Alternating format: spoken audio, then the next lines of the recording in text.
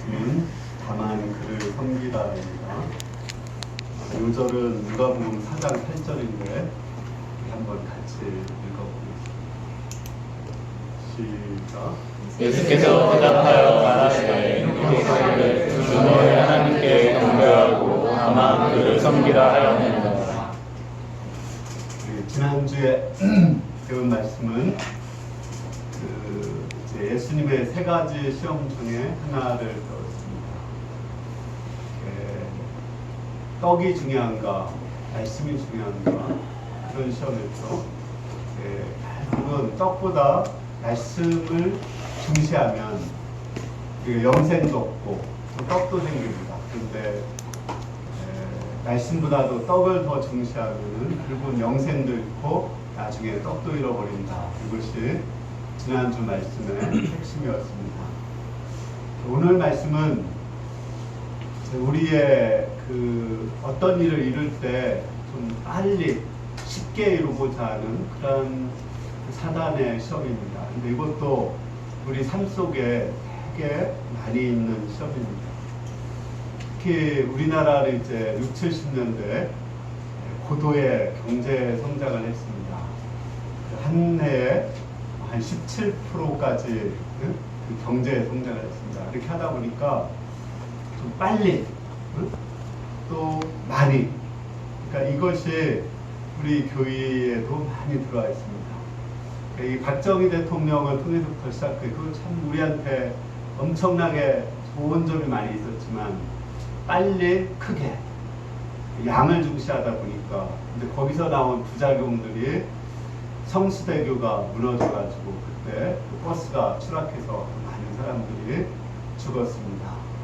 또 삼풍백화점이 무너져가지고 또 거기에 깔려서 많은 사람이 죽었습니다. 이렇게 기초가 없이 원칙대로 하지 않고 빨리 쉽게 하다 보면은 언젠가 무너져서 많은 그 문제가 생기게 됩니다.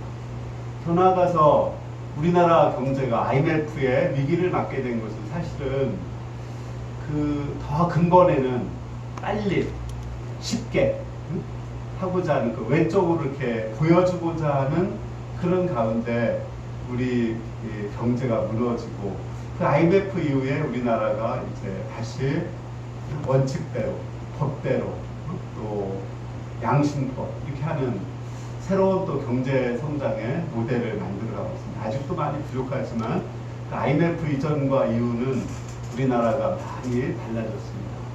근데 사실은 교회도 이 문제는 같은 문제입니다. 교회도 빨리 쉽게 외적으로 어떻게 하면 많이 사람들이 모으게 할 수 있는가, 이런 것을 위해서 사람들이 이렇게 좋아하는 메시지만 계속 전을 하는 것입니다. 그리고 십자가의 메시지를 전하지 않습니다. 사람들은 많이 왔는데 나중에 알고 보니까 교회 안에 엄청난 비리도 있고 또 죄도 있고 문제도 있고, 그래서 지금은 이제 옛날에는 상품백화점, 성수대교가 무너졌다면 요즘에는 교회가 무너지는 소리가 들리고 있습니다. 그래서 저 자신도 예외가 아닙니다. 저도 이렇게 가능하면 어떻게 하면 빨리 역사를 성장시킬 것인가, 여기에 굉장히 급급해가지고 노력을 하다가 기초가 약하게 하나님의 역사를 이루었습니다. 제가 오늘 말씀을 공부하면서 그렇게 십자가에 기초하지 않고 또 성령의 온전한 성령의 역사에 기초하지 않고 역사를 섬기고자 했던 그런 마음이 들어서 마음에 회개하는 마음이 많이 들고 그 마음에 슬픔도 생겼습니다. 그러나 다시 우리 모임이 이제는 성령의 기초에서 예수님의 십자가의 기초에서 새롭게 하고자 하는 그런 마음을 갖게 되어서 또 너무 감사하게 되었습니다. 우리가 지금 그러한 십자가와 성령에 기초한 새 역사를 우리는 지금 이루어가고 있습니다. 오늘 말씀도 예수님이 받은 그 시험이 바로 그런 시험입니다. 예수님이 메시아가 되기를 원하는데 좀 쉽고 빨리 해라, 나한테 절하면 내가 너를 메시아로 만들어주겠다, 이렇게 얘기를 하는 것입니다. 근데 예수님은 그것을 단호하게 거부하고 십자가의 길을 선택한 말씀이 오늘 말씀입니다. 우리 5절에서 7절 말씀을 한나절에 읽어주겠습니다.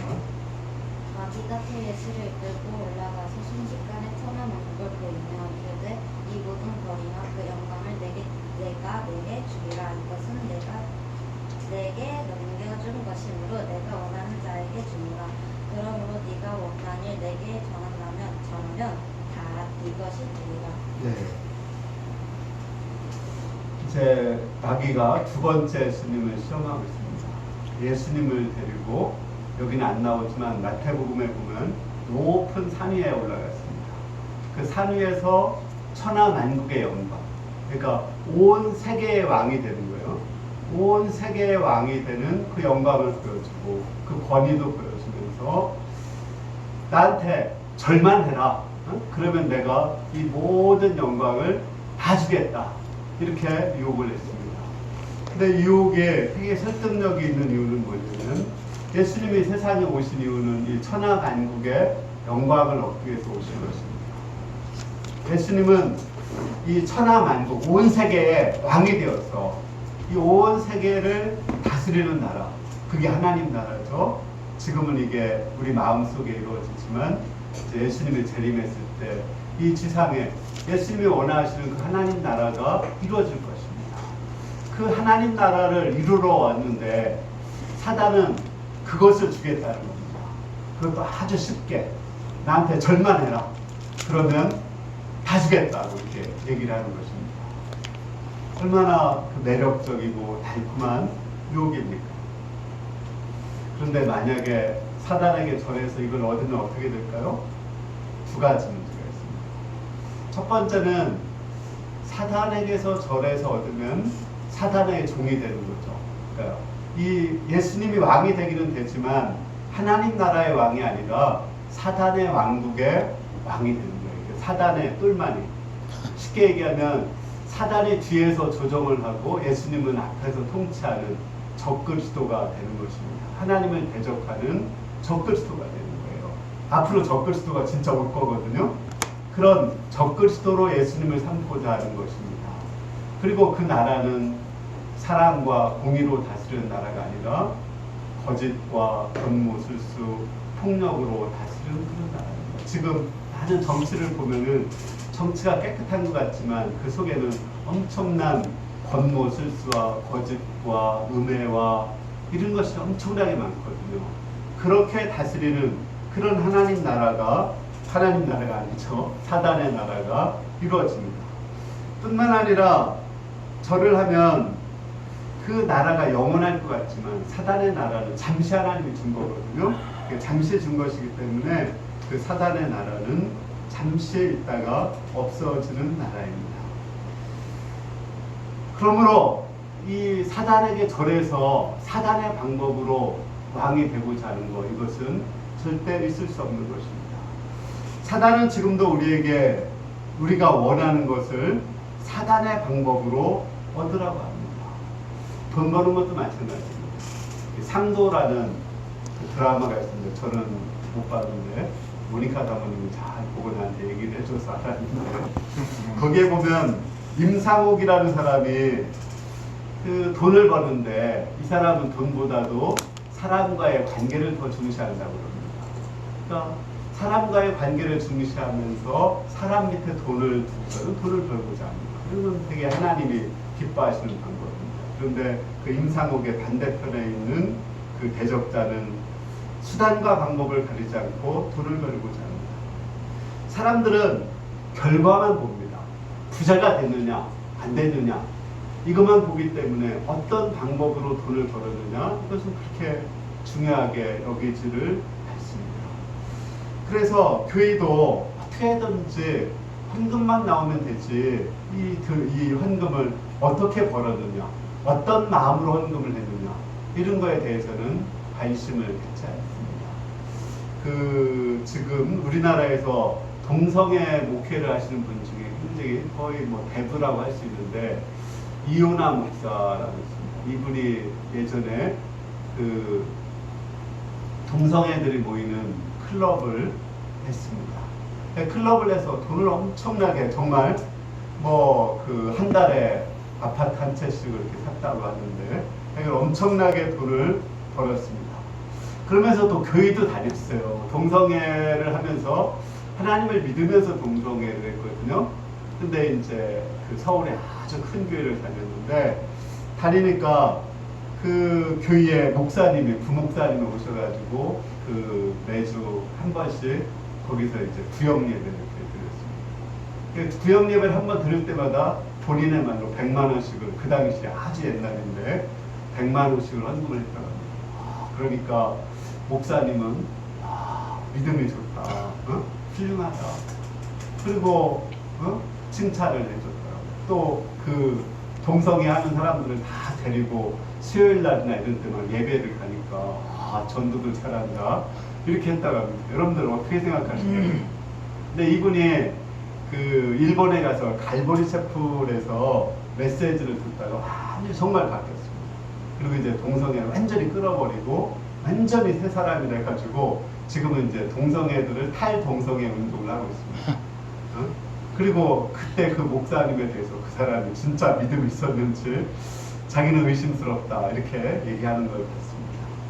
마찬가지로 이렇게 돈을 그냥 헌금만 하면 되는 것이 아니라 어떤 방법으로 어떤 사람이 내는 헌금을 했느냐 이것이 중요한 것입니다. 아브라함에게도 그렇습니다. 아브라함에게 큰 민족을 이루신다고 약속을 했습니다. 그러면 아브라함은 어떤 방법이든지 아기만 낳으면 되는 거 아니에요? 그렇죠? 근데 하나님이 아기를 안 주니까 종 엘리에셀을 데려다가 양자를 삼으려고 합니다. 그래도 안 되니까 하가를 얻어가지고 거기서 이스마엘을 낳아가지고 자식을 낳고자 합니다. 그 이스마엘이 지금 이슬람교의 그 조상들입니다. 어떤 수단과 방법을 가리지 않고 목적만 달성하면 된다. 이것이 심각한 문제인 것입니다. 우리는 무엇을 하든지 하나님의 방법으로 하나님의 뜻을 따라서 해야 됩니다. 교회 안에서도 마찬가지입니다. 이 교회의 성도가 어떻게 오느냐 이것이 굉장히 중요한 것입니다. 제가 어느 교회를 갔는데 예배를 들으는데 이렇게 완전히 나이트클럽 분위기 번쩍번쩍하고 찬양을 부르는데 막 드럼을 치고 또 막 거기서 뛰면서 춤을 추는데 진짜 나이트클럽 같아요. 근데 찬양을 불러요. 그러니까 젊은이들이 그런데 와서 정말 좋아하고 뛰고 이렇게 합니다. 그리고 나서 메시지를 전할 때도 어두컴컴하게 해놓고 메시지를 전하는 것 같습니다. 젊은 사람들이 와서 좋겠죠. 그렇지만 저는 거기에 과연 거룩함이 있을까? 성령의 임재가 있을까? 그런 생각을 했습니다. 또 선거철이 되면 그 정치하는 사람들이 큰 교회에 와서 이렇게 얼굴을 비추고 인사를 합니다. 그러면 이제 표를 얻어서 그렇게 또 하면 목사님도 이제 소개를 시켜줘가지고 그 사람한테 표를 찍어주자. 그렇게 해가지고 저 국회의원 또 저 대통령은 우리가 우리 교회에서 만들어줬다. 그렇게 해서 그 교회에 그 사람이 나오게 하고 성도 수를 늘리게 하는 것. 이런 것도 하나님이 원하시는 방법이 아닙니다. 우리는 성도를 모으는 것도 중요하지만 어떤 방법으로 성도가 교회에 나오느냐 이것도 되게 중요한 것입니다. 예수님은 오직 성령이 임하시면 너희가 권능을 받고 예루살렘과 온 유대와 사마리아 땅끝까지 이르러 내 증인이 되라고 말씀했습니다. 내 증인이 된다는 것은 내가 예수님을 믿고 변화되어서 사람들이 나를 보고 예수님의 향기가 느껴지는 겁니다. 예수님의 네가 믿는 그 예수님이 누군가 이렇게 궁금해서 그래서 오는 것이 진짜 전도인 것입니다. 아니면 우리 교회에 다니는 사람들의 가정 또 우리 교회의 공동생활 이런 걸 보면은 정말 아름답고 행복하게 사는구나. 어떻게 이런 공동체가 있을까? 이렇게 사랑하고 섬기는 공동체, 아름다운 공동체가 있을까? 이러한 모습을 보고 사람들이 나오게 하는 것, 그것이 바른 전도인 것입니다. 아니면 우리가 열심히 기도를 해서 정말 성령께서 사람들의 마음에 감동을 줘가지고 또는 우리가 사랑으로 예수님의 사랑으로 한 사람을 섬겨서 그 사랑에 감동을 해서 나오면 그것이 전도인 것입니다. 우리는 교회도 하나님의 방법에 의해서 전도를 해야지 이런 사단적인 방법에 의해서 전도를 해서는 안 됩니다. 뭐든지 아까 처음에 얘기한 것처럼 뭐든지 이렇게 쉽게 빨리 하려고 하다 보면은 사단의 유혹에 빠지게 됩니다. 집도 쉽게 빨리 지는 삼통백화점처럼 무너지게 됩니다. 쉽고 빨리 돈 벌고자 하는 사람들 거의 십중 팔구 사기당합니다. 사기당한 사람들의 공통점이 뭐냐면 쉽게 빨리 돈을 벌려고 하는 사람들입니다. 학생들은 어떻게 해서든지 그냥 학점만 잘 따고 취업만 하면 된다. 그거 아닙니다. 펀딩해서 예약점 맞으면 그게 잘하는 겁니까? 아니면은 이제 뭐 취업을 위해서도 이렇게 사람들에게 부정 청탁을 해서 돈을 줘가지고 취업을 하면 그게 잘하는 것입니까? 직장 생활을 할 때도 사람들하고 이제 잘 어울려서 인정받으려고 술 많이 먹고 노래방 가고 이렇게 하면서 잘 인정받아서 높은 지위에 올라갔습니다. 그게 잘하는 것입니까? 레포트를 쓰거나 논문을 쓸 때 다른 사람 것을 이렇게 표절해가지고 그 쓰는 거 그건 잘하는 것이 아닙니다. 우리나라의 대통령이 장로 대통령이 2번 나왔습니다. 근데 장로 대통령이 2번 나왔지만 2번 다 좋은 영향력을 끼치지 못했습니다. 그분들이 대통령이 돼가지고 오히려 기독교 인구가 반감되었습니다. 그것은 어떤 대통령이 되더라도 어떤 방법으로 기독교인이 대통령이 되더라도 어떤 방법으로 정당하게 진실하게 대통령이 되는 것이 중요합니다. 그렇지 않다면 대통령 안 되는 것이 오히려 하나님의 역사에 유익한 것입니다. 사실은 이승만 대통령은 장로인지 아닌지 모르겠어요. 그분까지 하면은 세 분이 대통령이 나왔습니다. 근데 전혀 기독교에 도움을 되지를 못했습니다. 우리 8절 말씀을 우리 수성 목사님 한번 해주세요.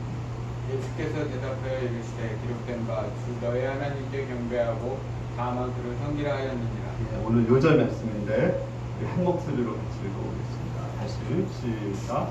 예수께서 대답하여 이르시되 기록된 바 주 너의 하나님께 경배하고 다만 그를 섬기라 하였느니라.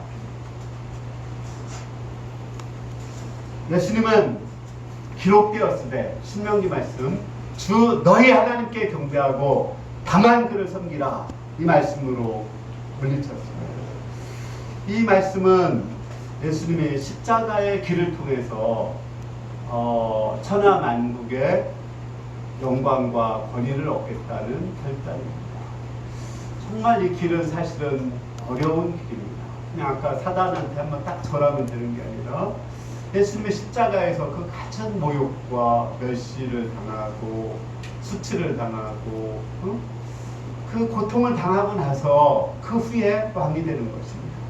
뿐만 아니라 시간적으로도 굉장히 오래 걸리는 것입니다. 예수님이 십자가에 죽으시고 부활하신 후에 이제 40일 후에 하늘에 올라가셨습니다. 50일째 성령을 보내셨습니다. 그 성령을 보내셔서 지금 2000년이 흘렀습니다. 그리고 천하 만국에 다 복음이 전파되면 그때서 이제 예수님이 오셔서 그때서 이루어지는 겁니다. 그러니까 천하 만국의 왕이 되는 건 아직도 이루어지지 않은 거예요. 왜요? 사단이 있어. 하나님은 인격적이기 때문에. 그러니까 예수님 믿는 것도 그러지 않아요? 또 예수 안 믿으면 죽여. 이렇게 해서 그냥 탁 믿으면 쉽게 빨리 될 것 같잖아요. 그죠? 근데 하나님은 절대로 이렇게 문 바깥에서 문을 두드립니다. 본인이 문을 열어줘야 그 사람한테 들어가고 먹고 마시고 준다. 그러니까 아무리 좋은 거라도 그 사람이 원하지 않으면 내가 예수 안 믿겠다 결심하면 누구든지 그 사람을 예수 믿게 하지 않습니다. 이게 하나님의 하나님은 아주 인격적이고 겸손하고 오래 참으시는 이게 십자가의 방법입니다. 그렇기 때문에 그 하나님의 방법은 아주 느리고 어떻게 보면 너무 느려 터졌어요. 너무 느려. 너무 답답해요. 그래도 그것이 하나님의 방법인 것입니다. 하나님은 오래 참고 기다리면서 섬기고 사랑하고 인격적으로 대하고 그래서 그 마음의 문이 열리고 감동을 받아서 내가 스스로 자원해서 하나님 믿기를 원하십니다. 그때 믿음을 갖도록 하는 거. 근데 사실은 저도 이걸 못했습니다. 저도 가능한 빨리 예수님을 그리스도로 고백시키고 믿도록 하면 그렇게 했지만 나중에 보면 이게 부작용이 없습니다. 오래 기다리고 참고 이렇게 했을 때 그때 이루어진 것이 더 튼튼하고 안전하고 다르게 되었습니다. 그러니까 하나님 성령의 역사는 아주 인격적이고 오래 참고 희생하는 그런 것입니다. 이것이 바로 십자가의 길입니다. 사도 바울도 사실은 이 길을 갔습니다. 사도 바울이 자기를 자랑하는데 고난받은 걸 자랑합니다. 매 맞고 돌에 맞고 파선하는 배 타고 뭐 태장을 맞고 뭐 가난하고 굶주리고 이런 걸 자랑합니다. 그가 자랑하는 것은 오직 십자가를 자랑합니다. 내가 예수님과 그 부활의 권능과 고난에 참여함을 알려 죽으심을 본받아 어찌하든지 죽은 자 가운데서 부활에 이르기를 원한다고 말했습니다. 그는 십자가의 길을 갔습니다. 사랑의 길을 갔습니다. 그리고 감옥에 갇히고 나중에 순교당하는 길을 갔습니다. 그때는 그것이 아주 연약하고 힘없고 무력한 것 같았지만 그러나 그걸 통해서 기독교가 전파되었고 그를 통해서 기독교는 아주 튼튼하게 견고하게 섰습니다. 하나님의 역사는 이렇게 십자가를 통해서 이루어지는 것입니다. 기독교에서 이런 십자가를 제거하고 힘과 권위로다가 되면 그거는 기독교가 아닙니다. 특히 우리나라는 유교의 영향이 커가지고 알게 모르게 선배의 권위로다가 선배가 믿으러 가는데 안 믿어? 어른이 믿으러 가는데 안 믿어? 부모님이 믿으러 가는데 안 믿어?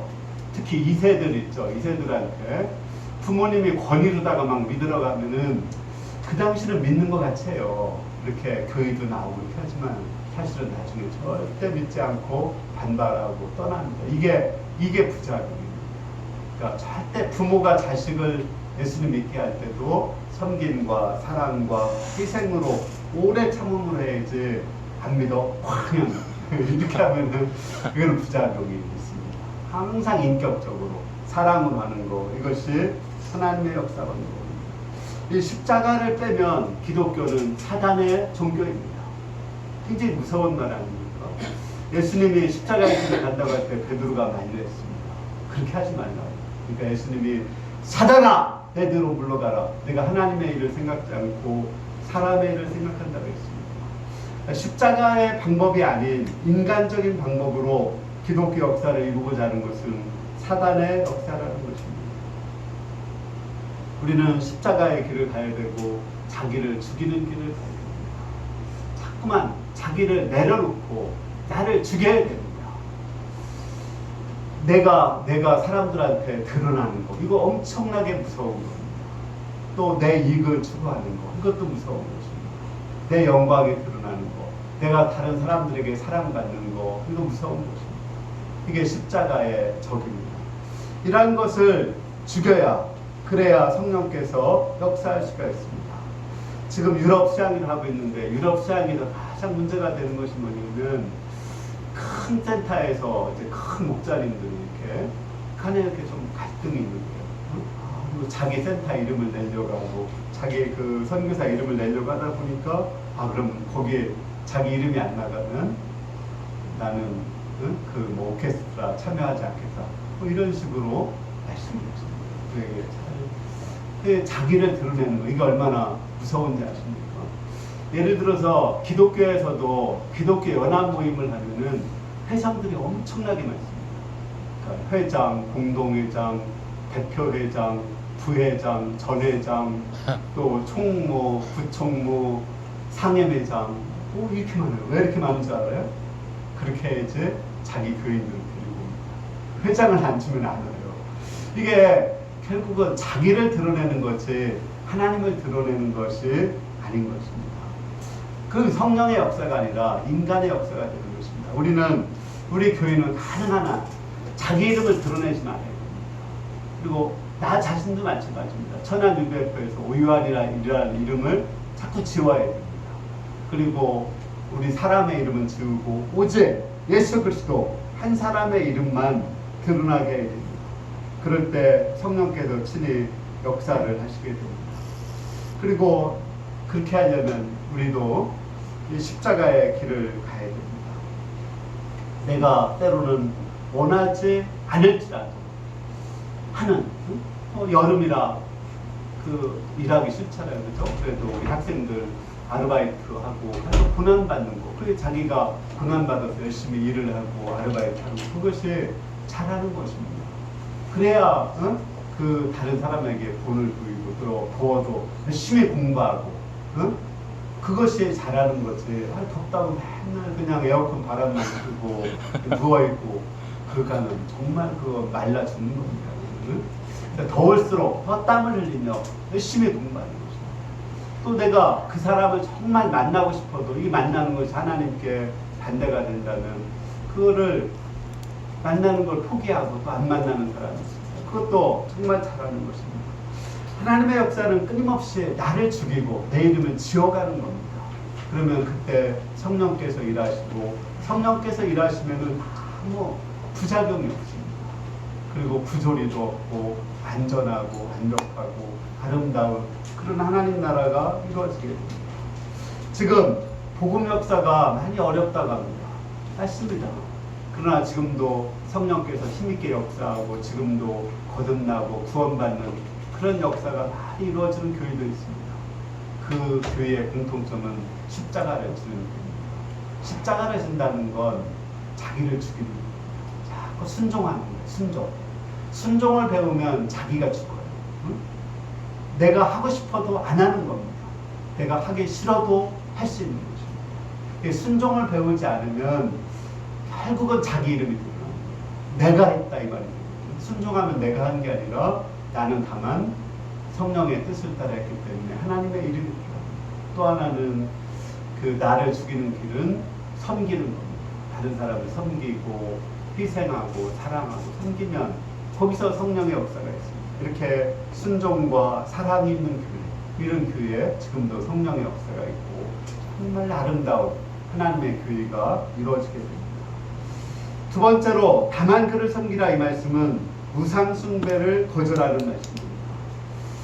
우리는 어떤 경우에도 우상 숭배를 거절해야 됩니다. 천하 만국을 다 준다고 유혹을 해도 우상 숭배는 할 수 없습니다. 아니면은 우리에게 그 사람을 죽인다고 하더라도 그런 고난이 있다고 해도 우리는 우상 숭배를 할 수 없습니다. 그 바벨론에서 끌려간 다니엘의 세 친구는 여기 그림에 있는 것처럼 평지에 그 높은 금신상을 세워놓고 모두에게 절을 하라고 명령을 했습니다. 그러나 이 세 사람은 꼿꼿이 서서 절을 하지 않았습니다. 그러다가 아주 극렬히 타는 풀무불에 들어갔습니다. 하나님이 거기서 지켜주셨습니다. 그들은 만약 나를 여기서 지켜주지 않는다고 할지라도 나는 우상숭배를 하지 않겠다고 결단했습니다. 그런 자세로 우상숭배를 하지 말아야 됩니다. 또한 일제시대에는 신사참배를 강요했습니다. 주기철 목사 같으신 분은 신사참배를 하지 않았습니다. 또 안희수 교사 같은 분들 신사참배하지 않다가 많은 고난을 받았습니다. 지금도 북한에는 김일성 우상을 세워놓고 거기에 가면은 김일성 우상에게 절을 합니다. 근데 어느 한 목사님 간증을 들었는데 쭉 가서 이제 김일성 우상 앞에 서서 차려 경례하더래요. 자기는 꼿꼿이 서서 절을 안 했는데 진짜 자기 죽는 것 같은 엄청난 두려움이 있다고 죽지는 않았다고 그렇게 합니다. 그 말을 들었습니다. 그렇게 우리가 우상을 숭배하지 않는다는 것은 정말 어려운 것입니다.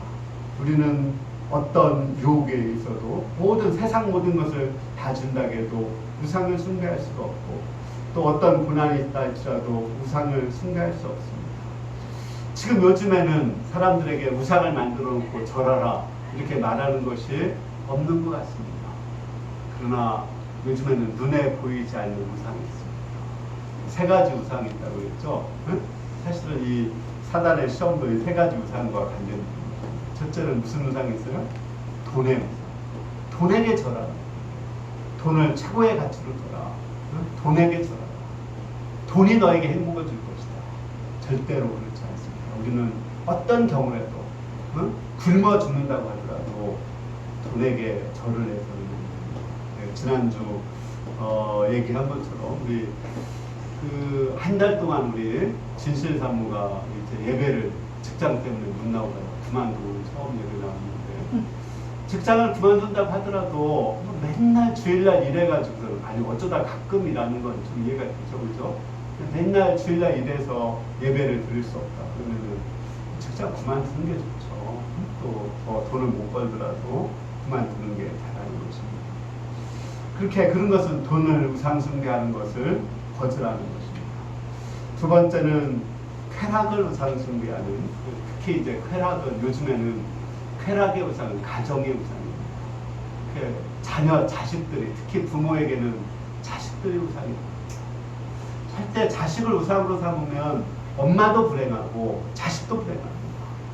너무 피곤해요. 엄마도 자식 키우는 게 너무 피곤하고 자식도 맨날 엄마를 떠나질 않으니까 엄마 의존적이 되기 때문에 너무 피곤합니다. 자식을 엄마에게서 자유롭게 해줘. 또는 부부 간의 관계도 부부도 정말 서로 자유롭게 해야 됩니다. 자유로운 가운데 결혼하는 것이 정말 행복한 것입니다. 결혼이란 네가 없어도 행복하다. 그런데 네가 있으니까 더 행복하다. 이게 결혼인 겁니다. 너 없으면 나는 못 산다. 이거 우상인 것입니다. 왜 너 없어서 못 살아요? 너 없어도 잘 살지. 너 없으면 죽을 거야? 그렇지 않습니다. 부부도 너 없어도 나는 하나님이 있으니까 행복하게 잘 살 수 있다. 그런데 네가 있으니까 나는 더 행복해서 더 좋다. 이게 하나님을 섬기는 건데 부부가 우상이 되고 서로 연인이 우상이 되고 자식이 우상이 되고 부모가 우상이 되고 이건 정말 불행해지는 것입니다. 세 번째는 권력의 우상인데 사실은 자아의 우상입니다. 자기 아까 얘기한 자기 이름을 내고자 하는 이게 굉장히 무서운 우상입니다.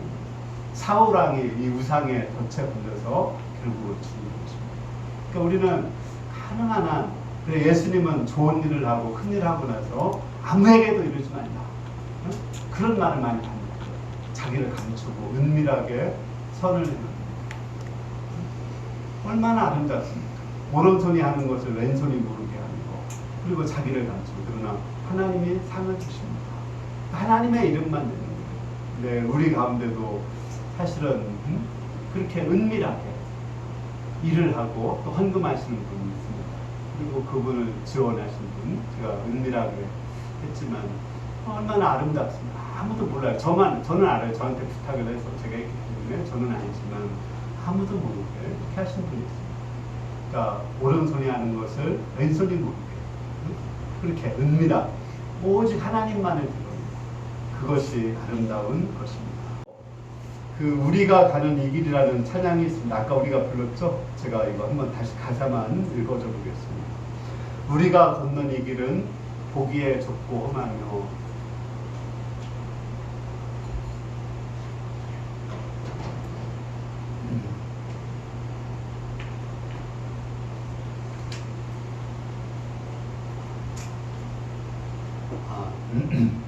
찾는이 매우 적어서 외롭지만 이 길 끝에는 우리 주님이 계셔 우리를 그 품에 안아주시리. 세상 사람들 우리들을 보며 어리석다고 조롱하지만 이 길을 가는 자마다 영원히 주와 살리라. 우리가 함께 걷는 이 길을 선택한 형제 자매요 영원히 주의 나라와 백성이기에 서로 도우며 서로 손을 잡아주며 이 길을 함께 걸어갑시다. 세상 사람들 우리를 보며 어리석다고 조롱하지만 이 길을 가는 자마다 영원히 주와 살리라. 이 길을 가는 자마다 영원히 주와 살리라. 예수님이 걸어가신 길, 사도들이 걸어가는 길, 또 우리 선배들이 걸어가는 길, 우리도 이 길을 걸어가기를 원합니다. 이 길은 좁고 험한 길이고 세상 사람들에게 조롱을 받는 길입니다. 하지만 그 길은 누가 가라고 해서 강요해서 가는 길이 아니라 내가 선택해서 가는 길입니다. 우리는 서로 손에 손을 잡고 그 길을 걸어가야 됩니다. 그 길 끝에는 우리 예수님이 계셔서 우리를 안아주실 것입니다. 우리는 영원히 주와 함께 살게 될 것입니다. 우리 한번 이 찬송 다시 한 번만 불러보겠습니다. 아까 처음에 띄웠던 걸 다시 띄워줄래요? 이게 너무 글씨가 적잖아요. 아까 준비 촬영할 때.